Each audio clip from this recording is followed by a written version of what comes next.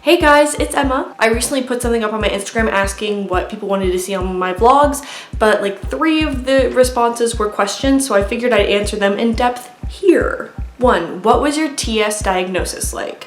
TS being Tourette syndrome, if that wasn't clear. So I was in and out of hospitals a lot between the age of 4 and 5, which was kind of, interesting for a childhood.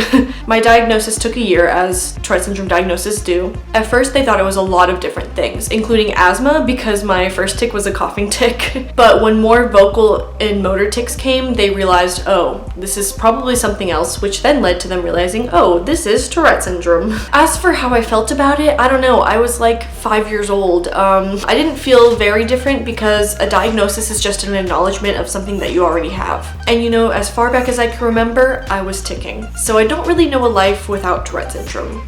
Question 2. How do you become more confident with your Tourettes around people? It takes time and effort. I've had Tourette syndrome for 18 years and I'm still not confident every single moment of every single day. Basically, you know that you have it, you can't help it, and it's not going away. So would you rather go down the path of trying to hide that part of you, or the path of awareness and finding confidence in yourself? I'm telling you right now, with what you've been through with Tourette syndrome, you are strong and worthy of confidence. It's just something that you really need to work at. Having friends and family who really accepted me helped my confidence, because there's going to be a lot of people who are going to try to bring you down. But you have to remember, a lot of those people who want to bring you down about your Tourette's usually don't know what it is, or don't understand what it is. And if they do, then they probably just have something going on with them, and that's not your problem.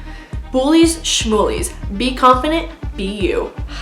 Question 3. Can you talk about Tourette's encounters in public? I understand that this can be a huge thing for people with Tourette syndrome, uncomfortable encounters in public. I don't come across a huge amount of uncomfortable encounters in public because I tend to tic a bit less in public, and also most of my tics are motor tics that I can mask. But recently I've been coughing in the local Target when I get my groceries, and that's not great because of what's going on. For the majority of my experience, I've just gotten so many stares over the years in public. My advice for you is 1, shake it off. People don't usually know what's going on with you. And 2, I talked about this in my last video, if the staring is excessive, stare back. Usually they will stop staring, but not always. So if they don't stop staring, refer back to number 1, shake it off. If you want people to give you grace, you need to give them some grace as well. But that doesn't apply to every situation, because some people can just be freaking awful. And when people are freaking awful, you need to freaking stand up for yourself.